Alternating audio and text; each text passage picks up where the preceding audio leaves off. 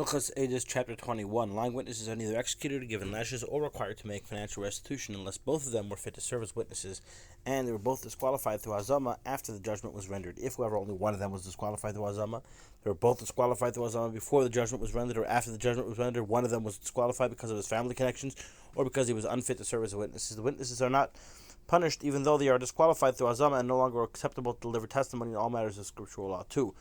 Although according to Talmudic logic, one might differ if the person against whom they testify was executed and then they were disqualified through Hazama, they are not executed. This is derived from Deuteronomy, which speaks of what they conspired to do. What is implied is that if it was not already done. This rule is part of the oral tradition. If, however, the person against whom they testify was lashed, they are lashed. Similarly, if the money was expropriated from one person and given to another, it is returned to its owner, and the witnesses are required to pay the penalty. The following will apply if there were 3 or even 100 witnesses. If the witnesses delivered testimony in court, one after the other, each one testifying immediately after his colleague, and several of them were disqualified through Hazama, they did not receive punishment until all of them were disqualified through Hazama. If, however, the interval between testimonies was greater than the time it takes a student to greet a teacher, testimonies are divided, and the 2 who were disqualified through Hazama are punished. Who were disqualified through Hazama are punished. The 2 who testified after there was such an interlude between their testimony and that of the first pair are not punished. This applies even though the entire testimony is disqualified because of the witnesses, because all the witnesses are considered as one group, and when the testimony of part of the group is disqualified, the entire testimony is disqualified. 4. When one witness delivers testimony, that testimony is investigated, and the second witness states, I also testify like him, yes, this is what happened, or the like, they are both executed, lashed, or subjected to a financial penalty if they are both disqualified through Hazama. The rationale is that any witness who says, yes, this is what happened after his colleague testified is considered as having testified and responded to cross-examination as his colleague did. There is no concept of an inadvertent transgression with regard to lying witnesses because the transgression does not involve a deed, therefore there is no need for a warning, as we explained. 5. Just as 2 witnesses can disqualify 100 witnesses to Hazama if 100 testify at one time, so too they can disqualify them to Hazama if they testify as 50 groups coming 2 at 2. What is implied? A group of witnesses that testified that Reuven killed Shimon in Jerusalem. 2 witnesses came and disqualified that group through Hazama. Another group came and delivered that same testimony, that Reuven killed Shimon in Jerusalem, and these same 2 witnesses arose and disqualified that group through Hazama. This happened the 3rd time, and a 4th time. Even if it happens 100 times, all the other witnesses are executed on the basis of the testimony of these 2. 6. When one group of witnesses testified that Reuven killed Shimon in Jerusalem, and a second group came and disqualified the first group to Hazama, the lying witnesses should be executed and Reuven's life saved. If the third group came and disqualified the second group to Hazama, the second group and Reuven should be executed and the lives of the first group saved. If the fourth group came and disqualified the third group to Hazama, the third and the first group should be executed and the lives of Reuven and the second group saved. Similarly, even if there were 100 groups, each one disqualified the testimony of the previous to Hazama, one's group testimony is accepted and the other group's testimony is disqualified. 7. When witnesses testified that a person who was treif, who's a terefa, murdered a person, and then the witnesses are disqualified through Hazama. The witnesses are not executed. The rationale is that even if they had killed him with their hands, they would not be executed because he's a terefa. Similarly, if witnesses who are terefa testify concerning a matter punishable by execution by the court and were disqualified through Hazama, they are not executed. The rationale is that if their testimony was disqualified through Hazama, the testimony of the witnesses who testified against them was disqualified through Hazama, those witnesses would not be executed, for they disqualified only a person who was a terefa. 8. The following rule applies when witnesses testify against another person and have been convicted in a matter that does not involve lashes, capital punishment, or financial obligation, and then the witnesses are disqualified through Hazama. They are given lashes even though they did not conspire to have the defendant lashed or to obligate him financially. What is implied?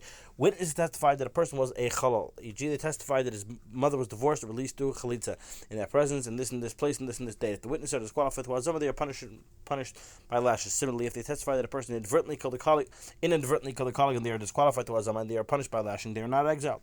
And if they testify that a person's ox killed another person and they were disqualified through Hazama, they receive lashes and are not required to pay an atonement fine. If they testify that a person was sold as a Hebrew servant and they were disqualified through Hazama, they receive lashes. These 4 rulings are part of the oral tradition. Now, with regard to the above matters, our sages received the following tradition: when 2 people caused a righteous person to be condemned and a wicked person to be vindicated through their testimony, and 2 others came and disqualified the testimony through Hazama, vindicating the righteous person and condemning the wicked, the first pair of witnesses received lashes, even though their condemnation of the righteous person would not have had him subjected to lashes. If whoever witnesses testify that a person partook of milk and meat or wore shot, they are punished by lashes. As implied by Deuteronomy, you shall not requite him as he conspired. 10.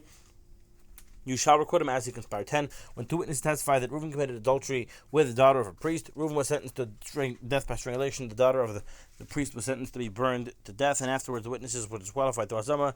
They should be executed by strangulation and not burned to death. This is part of the oral tradition.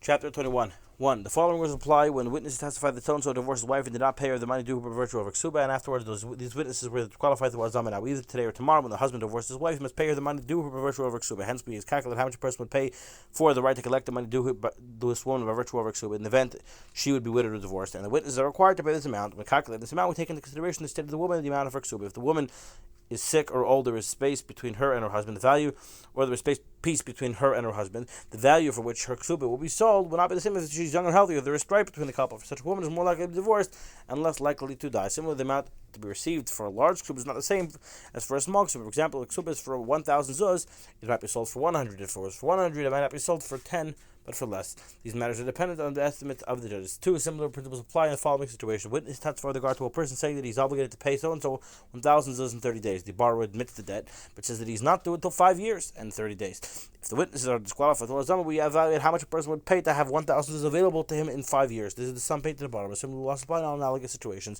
3. When witnesses testify that a person was ox gored another ox, and afterwards the witnesses were disqualified, they are required to pay half the damages. If the ox is not worth half the damages, they're required to pay only the value of the ox. But the fine of half of the damages must be paid only from the body of the goring ox itself. Therefore, if they testify the ox consumed produce or broke utensils while walking, the witnesses are required to pay the full amount of the loss. Similar laws apply in all analogous situations. 4. When witnesses testify that a person knocked out the tooth of a servant and then blinded the servant's eye, if afterwards the witnesses were disqualified, they're required to pay the master the value of the servant and the value of his eye. If different rule applies, if they testified that the master blinded the servant's eye and afterwards knocked out his tooth, the witnesses were disqualified to azama, and it was later discovered that the events occurred in the opposite order. The master knocked out the tooth and afterwards blinded him. The witnesses must pay the worth of the eye to the servant. Similar laws apply in non-analogous situations. 5. When witnesses who testified that a woman was warned by her husband not to enter into privacy with another man, or who testified that she disobeyed the warning and entered into privacy with him, are disqualified to azama. They are punished by lashes. If one witness comes and testifies that she committed adultery after she was warned and entered into privacy, and that witness was disqualified to azama, that witness is required to pay the money due her by virtue of her ksuba. If there were 2 witnesses that served as the witnesses for the warning and that she entered into privacy and that she committed adultery, they should be disqualified to azama. They are required to pay the money due her by virtue of her ksuba. They do not receive lashes. Why they're not executed? They give testimony with regard to adultery, because they did not warn the woman. 6. If the lying witness testified that a person stole and slaughtered or sold the stolen animal, they should be disqualified to azama. They are required to pay the entire amount. If 2 witnesses testified that the person stole and 2 others that he slaughtered or sold the animal, and both pair of witnesses are disqualified to azama. The first witnesses are required to pay twice the animal's worth, and the second pair 2 or 3 times its worth. If the second pair alone were disqualified to azama, he was required to make a double payment to his victim. Later witnesses must pay the remainder of the 4 and 5 time payment. If one of the last witnesses is disqualified to azama, the entire last testimony is negated. If one of the 2 witnesses is disqualified to azama, the entire testimony is negated. For if there is no theft, slaughtering it or selling the animal does not obligate the person to pay anything. 7. When 2 witnesses testify that a person benefited from the produce of a field for 3 years and are disqualified to azama, they must pay the worth of the field to its owner. 2 witnesses testify that a person benefited from the produce of a field for 1 year. 2 others testify that he benefited from its produce for a 2nd year, and 2 others testify that he benefited from its produce for a 3rd year. They should always disqualify to azama. They divide the value of the field among themselves. For although the testimony concerning the establishment of the claimant's right to the field involves 3 separate testimonies, there are 1 testimony with regard to disqualification to azama. For this reason, when there are 3 brothers and 1 other person, that person may join together with all 3 of the brothers and testify with regard to 1 of the years. Although there are 3 testimonies, they are considered as 1 testimony with regard to disqualification to azama. If they are all disqualified to azama, the 3 brothers must pay half the value of the field, and the person who joined together with each of them must pay the other half of its value. 8 different rules apply when an ox is declared to have a tendency to gore on the basis of the testimony of 3 groups of witnesses. If the first and second pair of witnesses are disqualified to azama, all the witnesses are released from liability. If 3 sets of witnesses are disqualified, they are all obligated to pay for the entire damages, even though half the damages are paid for an ordinary ox. When does the above apply? When the witnesses are all motioning to each other, or they appear directly to know each other, or they know the identity of the owner of the ox but do not recognize the ox itself. If none of these factors are present, the first and second group of witnesses are not liable, for they will say, we came only to obligate him to pay half damages. We did not know that subsequently another group would come and cause the ox to be deemed as a goring ox. 9. The following law applies when 2 people testified with regard to wayward and rebellious son with regard to the first testimony, and 2 others came in afterward and testified with regard to the second testimony, which would cause them to be executed. If they are both disqualified to azama, the first group is lashed and not executed. The rationale is that they can say, we came to have them lashed. The second group is executed because it is their testimony that caused them to be executed. The second group consists of 4 witnesses. 2 said, in our presence he stole, and 2 said, in our presence he feasted. They should all be disqualified to azama. Should they all be disqualified to azama, they are all executed. If 2 witnesses testify that a person kidnapped a Jewish person and sold him, and they were disqualified to azama, they should be executed by strangulation. If the witness testified that a person kidnapped a fellow Jew and another to testify that he sold him, whether the witnesses testify that he kidnapped or those testify that he sold him were disqualified the Hazama, either group which is disqualified the Hazama are executed. The rationale is that a kidnapping is the beginning of the conviction and condemnation to death of the defendant. If two witnesses testify that a person sold the fellow Jew and were disqualified the Hazama, but there were no witnesses that he kidnapped him, the witnesses are not liable. The rationale is that even if they were not disqualified the Hazama, the defendant would not have been executed because he could have excused himself saying, "I sold my servant." If witnesses who testified to the sale came after the disqualification, the witnesses who testify concerning the kidnapping, if they are not executed, this applies even if we see that they are motioning to each other. 10. The following laws apply if a person spreads a libelous report about his wife, bringing witnesses that she committed adultery after she had been consecrated. If her father brought witnesses who disqualify the witnesses brought by the husband through Hazama, those witnesses are executed. If the husband brought witnesses who disqualify the witnesses brought by the father through Hazama, those witnesses are executed and are required to make financial restitution to the husband. They are executed because the witnesses brought by the husband were condemned to death on the basis of their testimony. They must pay a fine because the husband was liable to pay a fine because of their testimony. Thus, they are obligated to be executed because of this person and obligated financially because of another person. Similarly, when two people testify that a person engaged in relations with a consecrated maiden and they are disqualified, those they are executed and are not required to make a financial payment. If they say engaged in relations with daughter of so they are disqualified through Hazama and they are disqualified through Hazama, they are executed and are required to pay the fine to her father. If witness testifies to sodomize an ox and they were disqualified by Hazama, they are executed, but not held liable financially. If they said the ox belonging to so-and-so, they are executed and required to pay the value of the ox to its owner. Similar laws apply in non-analogous situations. Chapter 22. 1. The following rules apply when two groups of witnesses contradict each other. If one witness from one group came together with one witness from the other group, they both deliver testimony concerning another matter. The testimony is of no consequence, for certainly one of them lied, but we do not know which one. If one of these groups comes alone and gives testimony, and the other group comes alone and gives testimony regarding another matter, we accept the testimony of both groups individually. 2. Reuben prophet produced two promissory notes against Shimon, one for a money and one for 200 duz. Shimon denied being obligated for either of the promissory notes. The witnesses to one of the promissory notes were one of the groups whose testimonies contradicted each other, and the witnesses to the other were the second group. Shimon is required to pay only a money, for the bearer of the promissory note has the position of lesser strength. He must take an oath concerning the remainder. It appears to me that he must take this oath concerning the remainder while holding a sacred article, as required of the person who admits a portion of the claim lodged against him, for there are two acceptable witnesses who testify concerning a portion of the money which he denied owing entirely.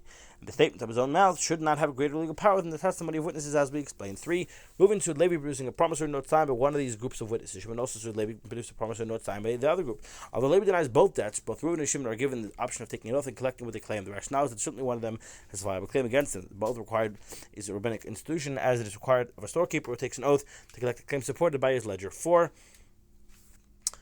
Reuben sued Shimon producing a promissory note signed by one of these groups of witnesses, and sued Levi producing a promissory note signed by the other group. If both defendants deny the debts, we follow the principle: a person who seeks to expropriate money from a colleague must prove his claim. Since Reuben cannot invalidate either of these legal documents, both promissory notes are like shards.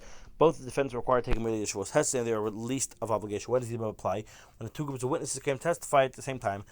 Otherwise, whenever a person produces a legal document containing testimony of one of these two groups, he may expropriate property based on it. Afterwards, if either he or another person produces a legal document with testimony from the other group, it can be used to expropriate property, whether from the first borrower or from any other person. The rationale is that it is as if each of the two groups came alone and testified. 5. The following rules apply when a person brings witnesses, their testimony is investigated, they were disqualified to Hazama, and then he brought other witnesses concerning the same claim, and they were also disqualified to Hazama. Even if he brings 100 groups who are disqualified, if afterwards he brings other witnesses regarding that same claim, and the testimony of these witnesses is found to be accurate, the case is adjudicated on this basis, even though the plaintiff can be presumed to be bringing lying witnesses. We do not operate under the presumption that these witnesses are lying. When, by contrast, there is a legal document concerning which the protest has been sustained, i.e., two witnesses came and said that the plaintiff told them to forge this legal document. We never used that legal document to expropriate money, even if the authenticity of the signatures of the witnesses is validated. It appears to me that if the witnesses to the legal document came and testified concerning their signature, the legal document may be used to expropriate money. Blessed be God who grants assistance.